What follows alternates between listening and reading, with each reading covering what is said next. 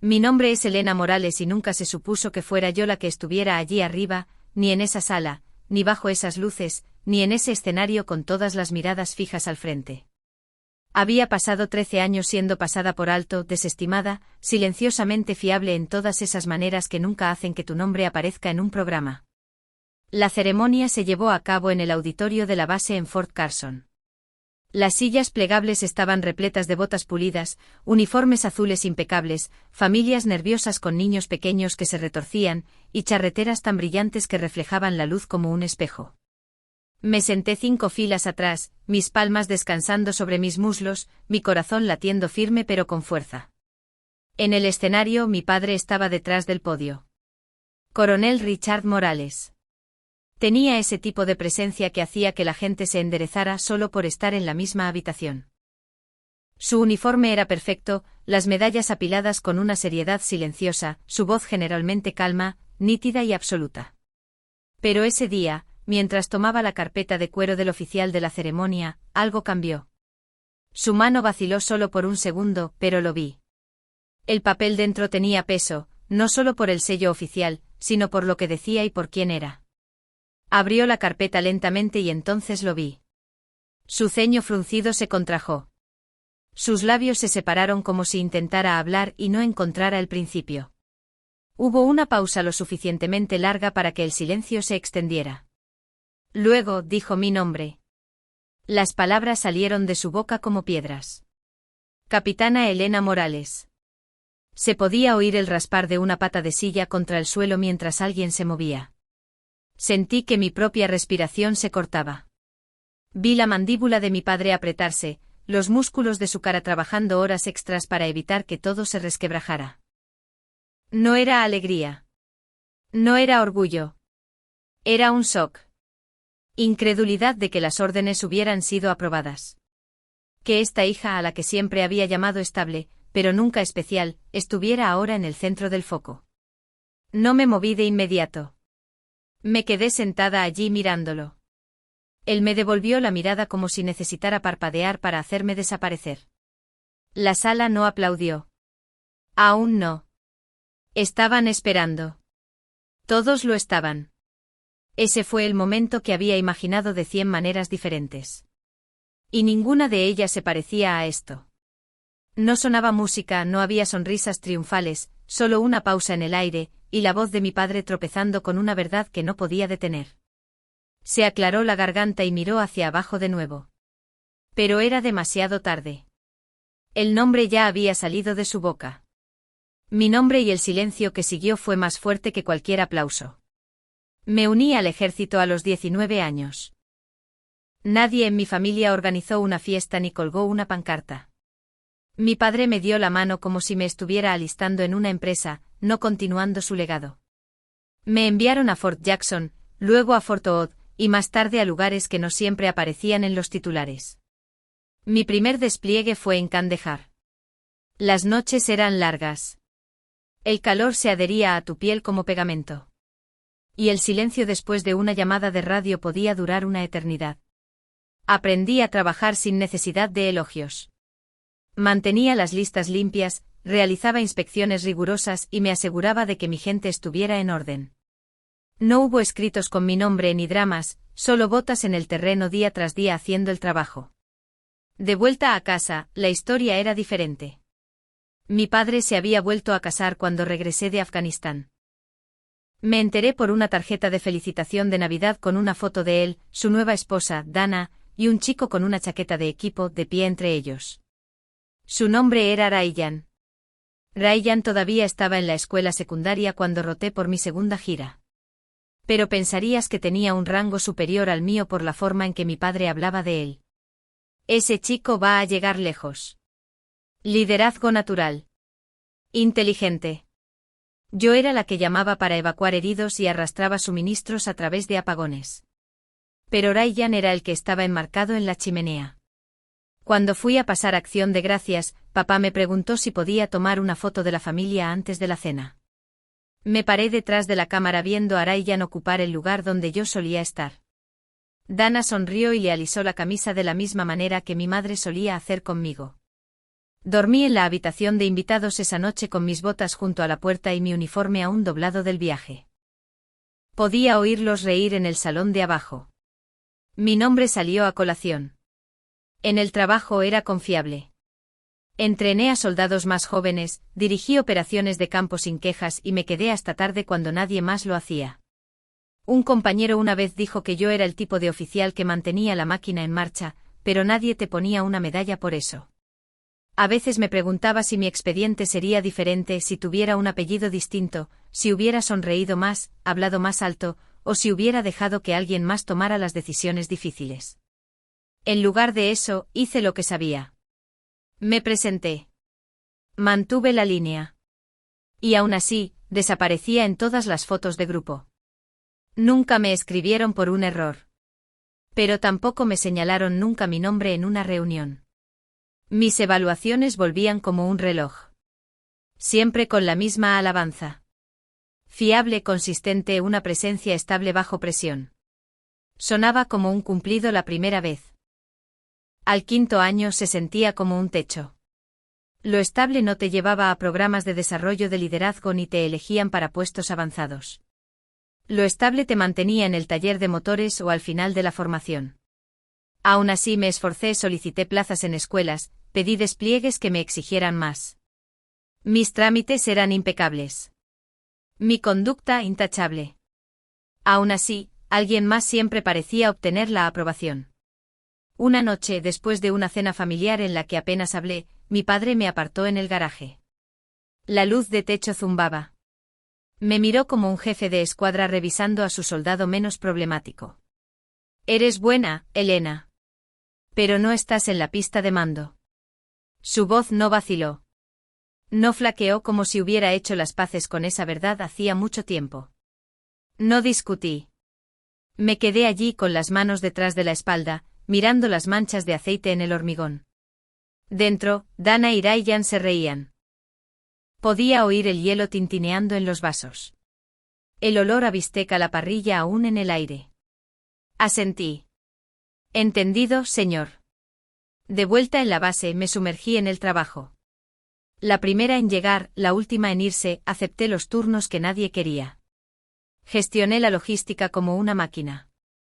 Dejé de esperar a que alguien se diera cuenta. Pero por la noche, cuando los barracones se quedaban en silencio y las luces fluorescentes zumbaban suavemente, me preguntaba si valía la pena. Si quedarse significaba algo cuando el techo nunca se movía. Si quizás mi padre tenía razón, no quería gloria. No necesitaba discursos. Solo quería importar, ser vista por lo que llevaba y cómo lo llevaba. Había mañanas en las que me miraba al espejo con las botas atadas, el cuello impecable, y me preguntaba cuánto tiempo podría seguir presentándome así. La respuesta era siempre la misma. Un día más y luego otro más. El sargento Smith no decía mucho, pero cuando lo hacía, la gente escuchaba. Era el tipo de suboficial cuyas botas habían visto más terreno que la carrera completa de la mayoría de los oficiales.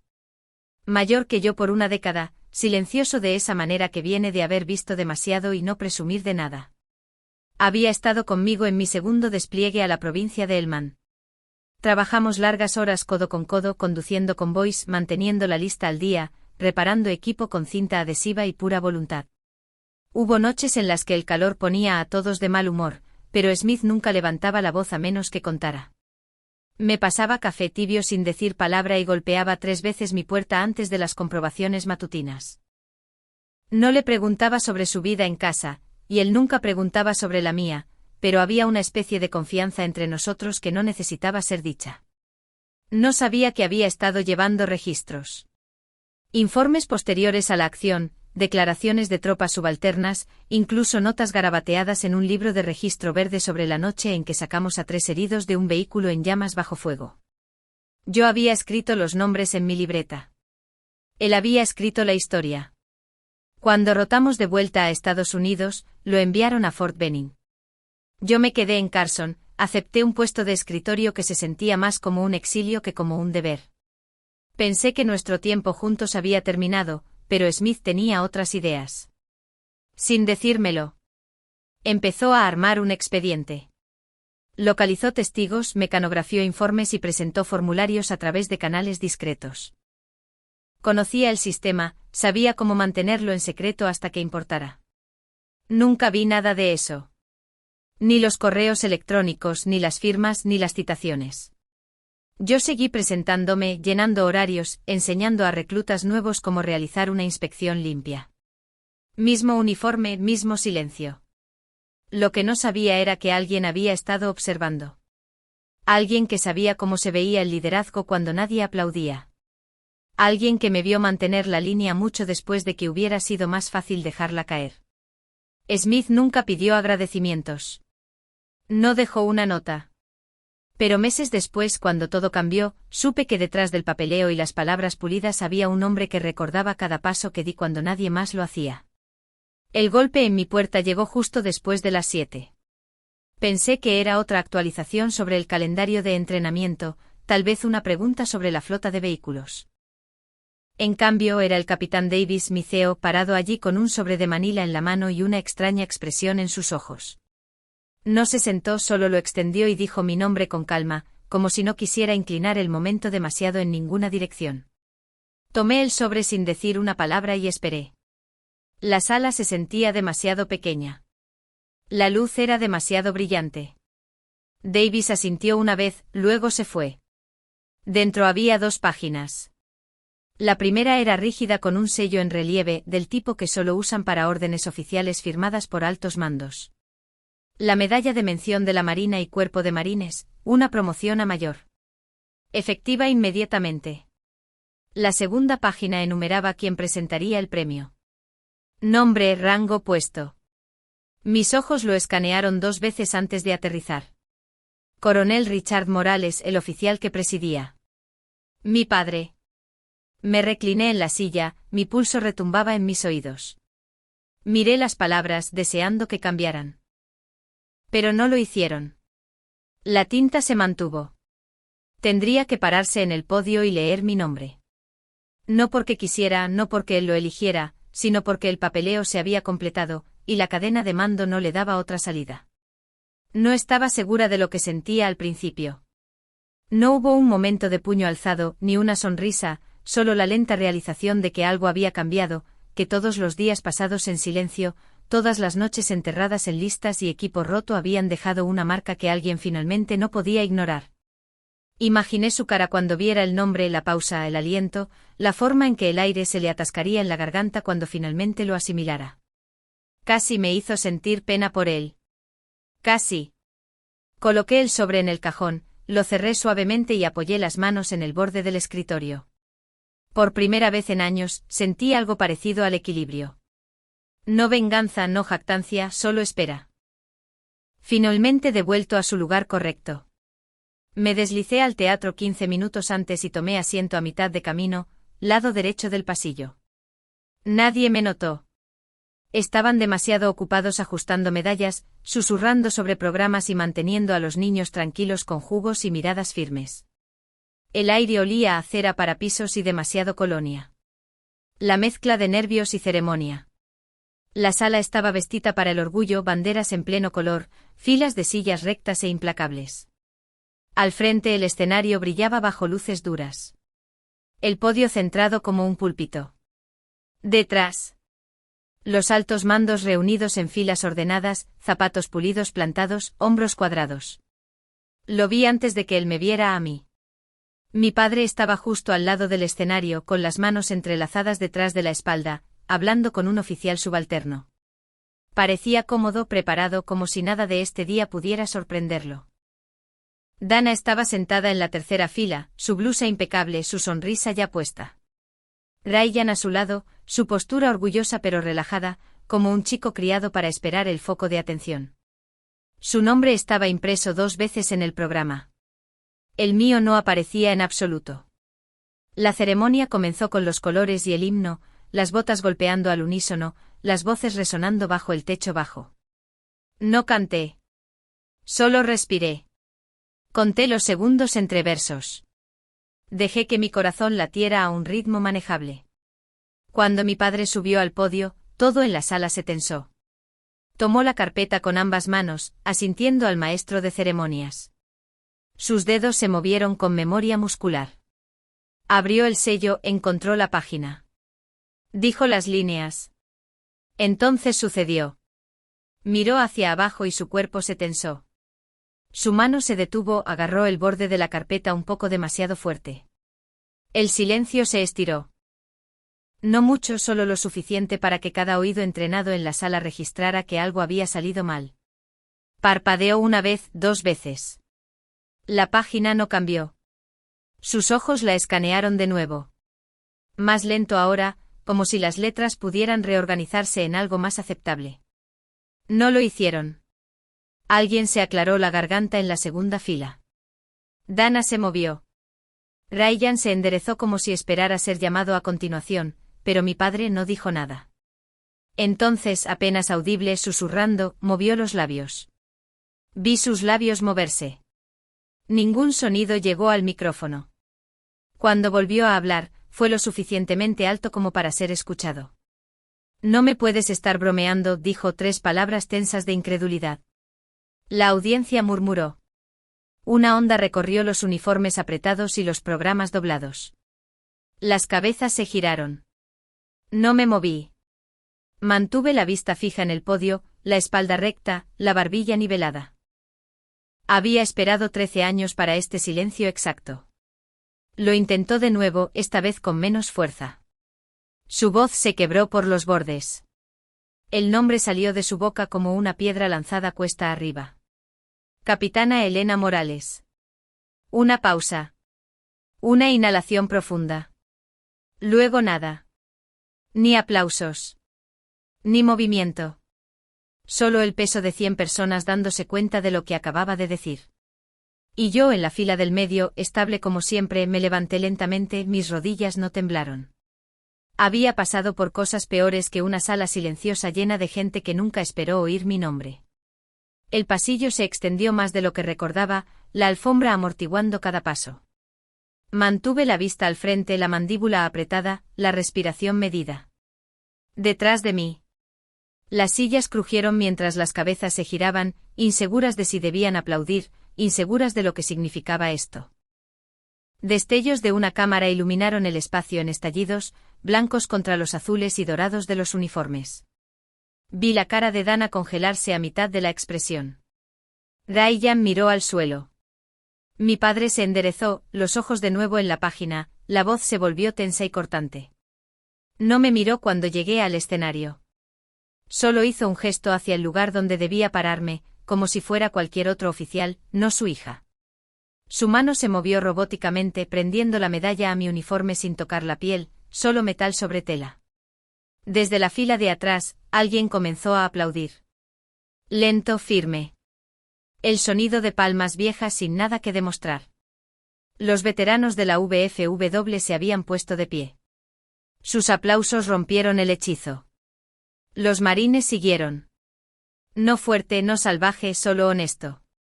El tipo de sonido que significa algo porque vino sin instrucciones. No sonreí. No lo necesitaba. Mi nombre había sido pronunciado. Y se había quedado en el aire como algo tallado en piedra. Lo había ganado sin atajos, sin titulares. Mientras me enfrentaba a la sala, vi al sargento Smith cerca del fondo. No aplaudió, solo asintió una vez, como si supiera que el trabajo finalmente había llegado a donde pertenecía. Mi padre se hizo a un lado. Sin apretón de manos, sin palabras adicionales, solo un cambio de postura que decía que el momento había terminado.